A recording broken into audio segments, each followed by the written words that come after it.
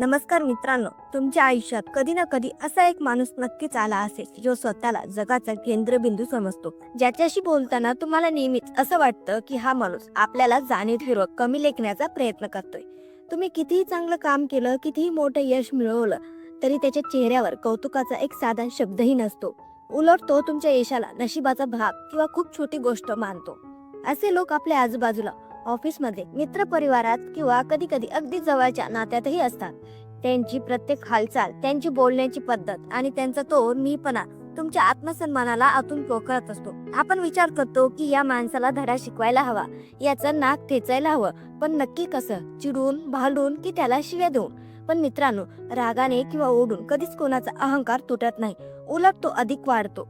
आज आपण या विषयावर अशा काही खोलवरच्या गोष्टी बोलणार आहोत, ज्या तुम्हाला केवळ त्या घमंडी माणसाचा अहंकार तोडायला मदत करणार नाहीत, तर तुम्हाला एक शक्तिशाली व्यक्तिमत्व म्हणून समोर आणतील. आजची ही चर्चा साधीसुधी नाही, तर मानवी स्वभावाच्या त्या छुप्या पैलूवर आधारित आहे, जे तुम्ही आजवर कधीच ऐकले नसतील.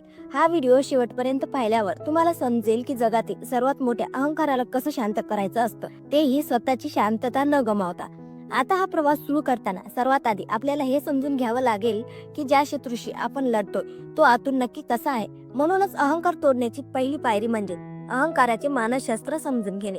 कोणत्याही समस्येचे मूळ कळाले की ती सोडवणं सोपं जातं. आपण जेव्हा एखाद्या घमंडी माणसाला पाहतो तेव्हा आपल्याला त्याचा खूप राग येतो. आपल्याला वाटतं की हा माणूस किती शक्तिशाली आहे, याच्याकडे किती पैसा किंवा पद आहे म्हणून हा असा वागतोय. पण मानसशास्त्र सांगतं की चित्र अगदी उलट असतं. अहंकार हा ताकद नसून तो एक डिफेन्स मेकॅनिझम आहे. जो माणूस आतून खूप कमकुवत असतो, ज्याला स्वतःच्या अस्तित्वाची भीती वाटते, तोच माणूस बाहेरून अहंकाराचा जाड थर ओढून घेतो. समजा एखादं जुनं कमकुवत घर आहे, ज्याला पडण्याची भीती वाटते, तर मालक काय करतो? तो त्या घराला बाहेरून छान चकचकीत रंग देतो, जेणेकरून लोकांना वाटेल की घर खूप मजबूत आहे. घमंडी माणसाचं अगदी तसंच असतं. त्याच्या मनात कुठेतरी स्वतःबद्दल भीती असते, न्यूगंड असतो किंवा भूतकाळातील काही जखमा असतात. त्याला सतत भीती वाटते की कोणीतरी त्याला कमी लेखेल, म्हणून तो आधीच दुसऱ्याला कमी लेखायला सुरुवात करतो. एक उदाहरण घेऊया. जंगलात जो वाघ खरोखर शिकारी असतो, तो शांतपणे चालतो. त्याला ओरडून सांगायची गरज नसते की मी राजा आहे. पण जो प्राणी कमकुवत असतो, तो स्वतःचा जीव वाचवण्यासाठी जास्त ओरडतो किंवा अंगावर धावून येतो. जेव्हा तुम्ही घमंडी माणसाकडे या नजरेने बघता की बिचारा हा आतून किती घाबरलेला आहे म्हणून असा वागतोय, तेव्हा तुमचा राग शांत होतो. रागाची जागा दयेने घेतली की तुम्ही मानसिक युद्ध अर्धे जिंकलेले असतात.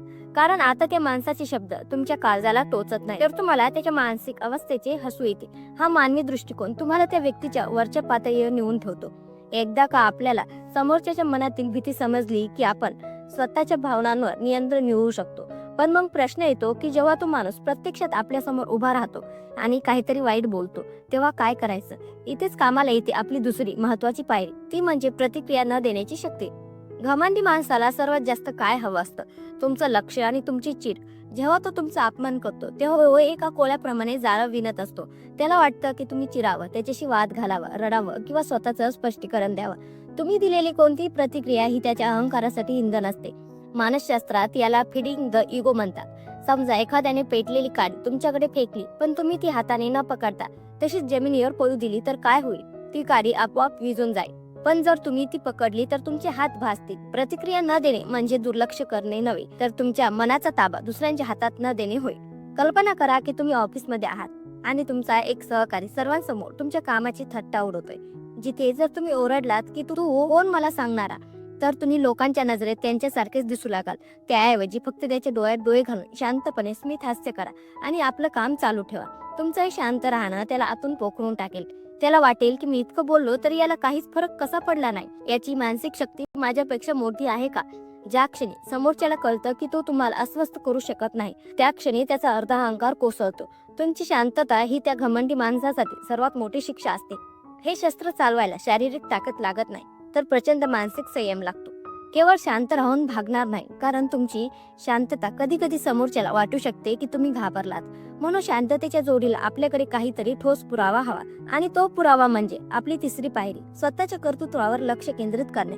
अहंकार तोडण्याचा सर्वात गोड मार्ग म्हणजे स्वतःची प्रगती. घमंडी माणसाला हे कधीच सहन होत नाही की ज्या माणसाला तो काहीच नाही समजत होता, तो आज यशस्वी शिखरावर आहे. पण लक्षात ठेवा, तुमचं यश हे त्याला दाखवण्यासाठी नसावं, तर ते तुमच्या स्वतःच्या आनंदासाठी असावं. जेव्हा तुम्ही कोणाला तरी खाली दाखवण्यासाठी कष्ट करता, तेव्हा तुमचा प्रवास सुद्धा अहंकाराने भरलेला असतो. पण जेव्हा तुम्ही स्वतःला घडवण्यासाठी काम करता तेव्हा तुमच्या मनात एक नैसर्गिक चमक येते. तुमच्या कामाचा दर्जा इतका वाढवा की जगाला तुमची दखल घ्यावीच लागेल. एक छोटं उदाहरण पाहूयात. जेव्हा एखादा छोटा दगड शांत पाण्यात पडतो तेव्हा तो फारसा आवाज करत नाही, पण त्यातून निर्माण होणाऱ्या लहरी लांबवर जातात. तुमचं काम त्या लहरीसारखं असू द्या. ज्या माणसाने काल तुम्हाला तू हे करू शकत नाहीस असं म्हटलं होतं त्याला आज तुमच्या यशाची बातमी दुसऱ्यांकडून ऐकायला मिळाली पाहिजे.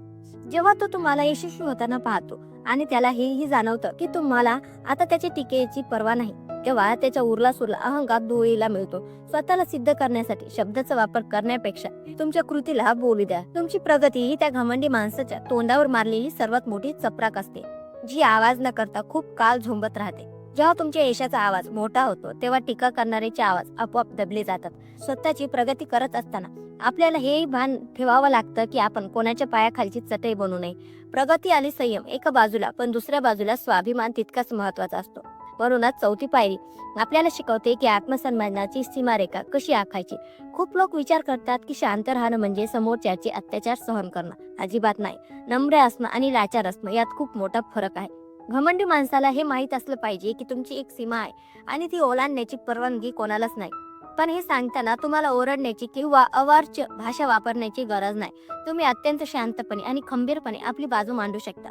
जेव्हा तुम्ही स्वतःचा आदर करता तेव्हा जग तुमचा आदर करतं. समजा एखादा नातेवाईक तुमच्या वैयक्तिक आयुष्यावर टोचून बोलत असेल तर तिथे गप्प बसून अपमान सहन करू नका. त्याऐवजी शांतपणे म्हणा, तुमचं मत ऐकून बरं वाटलं, पण माझ्या आयुष्याचे निर्णय घेण्यासाठी मी सक्षम आहे. आपण या विषयावर न बोललेलं बरं. हे शब्द अत्यंत साधे आहेत, पण त्यात एक वज्रमूठ आहे. घमंडी माणसाला अशा क्लासची उत्तराची सवय नसते. त्यांना सवय असते ती फक्त भांडणाची. जेव्हा तुम्ही शांतपणे आपली मर्यादा आखून देता तेव्हा त्यांना आपली जागा समजते. तुमची ही खंबीरता त्याच्या अहंकाराला छेद देते. स्वतःची किंमत कधीच कमी करू नका. तुम्ही स्वतःला हिरा समजला तरच लोक तुम्हाला तिजोरीत ठेवतील. जर स्वतःला दगड समजला तर लोक पायाखाली तुडवतील. तुमचा आत्मविश्वास हा तुमच्या आतून आला पाहिजे. तो कोणाच्या स्तुतीवर किंवा टीकेवर अवलंबून नसावा.